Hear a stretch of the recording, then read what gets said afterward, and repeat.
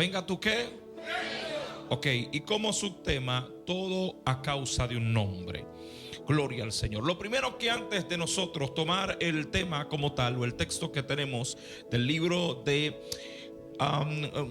Mateo capítulo 6, el versículo 6 en adelante, y entendiendo algunos textos más del verso 9, me gustaría hablar un poco de la palabra reino y de lo que tiene que ver la expresión de venga tu reino.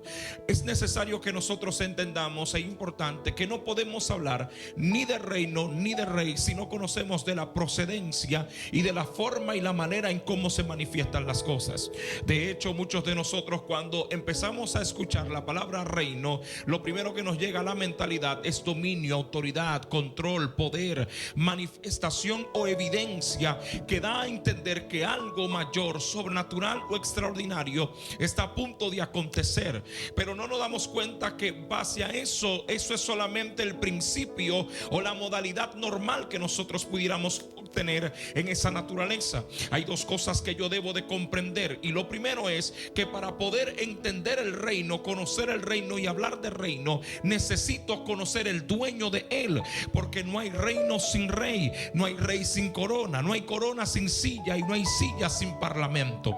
Esos son principios fundamentales que me dan a conocer a mí la importancia del reino de Dios y de la justicia de Dios que se establece por medio de la palabra de él. Ahora nótese algo importante que usted y yo debemos de saber. Lo primero es que el reino tiene dos cosas fundamentales. La número uno es ese rey que es conocido y que tiene que ver con su asignatura o su asignación a la hora de ser. Y la número dos, las leyes y los parlamentos del reino. Cuando usted va a la Biblia, se da cuenta que en la Biblia, la palabra del Señor nos revela a Dios en todo su esplendor y naturaleza. Podemos ver que en la creación Dios entra como el creador, el que hace las cosas, el que da la palabra y la palabra manifiesta las cosas, el que anuncia algo y eso se revela por medio de lo que él estableció a la hora y al momento de él declarar la palabra de su poder. Pero nótese que esto es solamente la primera parte, porque en el Antiguo Testamento lo primero que nos anuncia la palabra es que todo era sombra, figura y tipo de lo que había de venir, y esto iba a intencionar con la relatividad que tiene que ver con las cosas que han de pasar. Por ejemplo, cuando usted ve a Dios en el Antiguo Testamento, para Israel y todo lo que tenía que ver con Israel, Dios tenía diferentes nombres, pero esta idea no tenía que ver que Dios era muchos dioses, sino que era un solo Dios con diversos nombres que se revelaba y se manifestaba de acuerdo a la necesidad y portabilidad de lo que era su pueblo. Por eso usted se da cuenta que cuando Israel manifiesta esta idea de los nombres de Dios, usted ve que para Israel Dios es Jehová Jireh, Jehová Rafa, Siquenut, Elión, Sabaoth, el Gion, el que levanta mi bandera, el que pelea por mí, el que se levanta, el Olam Bae. Cada nombre que Dios reside en el Antiguo Testamento está realizando una realidad que tiene que ver con la naturaleza de su poder, pero que todavía aún teniendo esa portabilidad, aún teniendo esa manera, Dios va más allá de lo que se imagina o de lo que nosotros pudiéramos mostrar. ¿Qué usted me está diciendo, Víctor, con esto? Que aunque yo sepa que eres el que suple, Él va más allá de ahí. Que aunque yo sepa que eres el que cambia, Él va más allá de ahí. Que aunque yo sepa que eres el libera, Él va más allá de ahí. Que aunque yo sepa que eres el que cambia, Él va más allá de ahí. Que aunque yo sepa que eres el poderoso, Él va más allá de ahí. Porque la intención de Dios no es revelar solamente un nombre, sino su persona. Ay. ¿Por qué? Porque la idea siempre de Dios no ha sido solamente decir yo soy el que soy, sino el revelar lo que Él es en la naturaleza de lo que Él tiene. Por eso usted se da cuenta que Dios nunca hizo las cosas porque a Dios le dio depresión, o porque a Él le hacía falta gente, o porque algo pasaba con Él. No, todo lo que Dios hizo lo hizo con la primera intención. ¿Cuál es, predicador? El darse a conocer.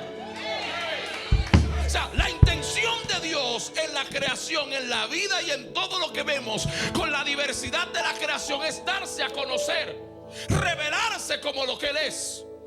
O sea, Dios no le hace falta poder porque Él es el dueño de todo. Dios no le hace falta una creación porque Él es el creador. Dios no le hace falta una naturaleza porque su naturaleza se manifiesta según la necesidad que hay en medio de lo que Él es. Eso me encanta, que cuando usted va a la Biblia, todas las cosas que se aluden antes y después del pecado anuncian de que Dios no varía, aunque las cosas variaron después de la desobediencia. Déjame ver cómo explico esto en español.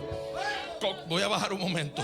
¿Cómo que Dios no varía si las cosas variaron después del pecado? Cuando usted va a la primera etapa de lo que tiene que ver con la naturaleza del ser creador llamado Dios, hay algo que acontece. Por eso le dije que Dios tiene leyes y parlamentos. ¿Y cuáles son las leyes que expresan su palabra? Si usted se da cuenta, en todo el libro del Antiguo Testamento, y principalmente cuando usted empieza a conocer los primeros 5 libros de la ley, se da cuenta que hay algo que acontece aquí en los primeros 5 libros, o Pentateuco, o como usted lo quiere expresar en el antiguo. Esto es que tiene que ver con una naturaleza de lo que Dios hace. Porque en el libro de Génesis, cuando Dios llama al hombre y lo hace y lo forma y le da todo lo que tiene que darle, nótese que hay 2 pasajes que Dios utiliza como instrucción. ¿Cuáles son esos 2 pasajes? En el libro de Génesis capítulo 1 versículo 26, después que Dios dice que iba a hacer al hombre a su imagen y semejanza, y varón y hembra los creó Dios y los bendijo Dios, lo primero que Dios declara es la palabra señorío.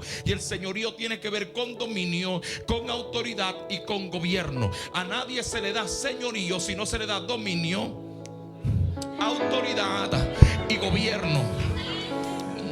Yo no puedo ser señor si a mí no me pusieron como señor. Alguien está aquí hoy, aleluya.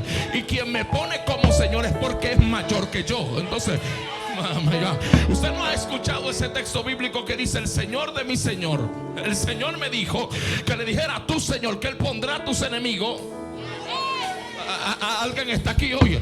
Y la Biblia dice que Él le dice al hombre, le da ese destino.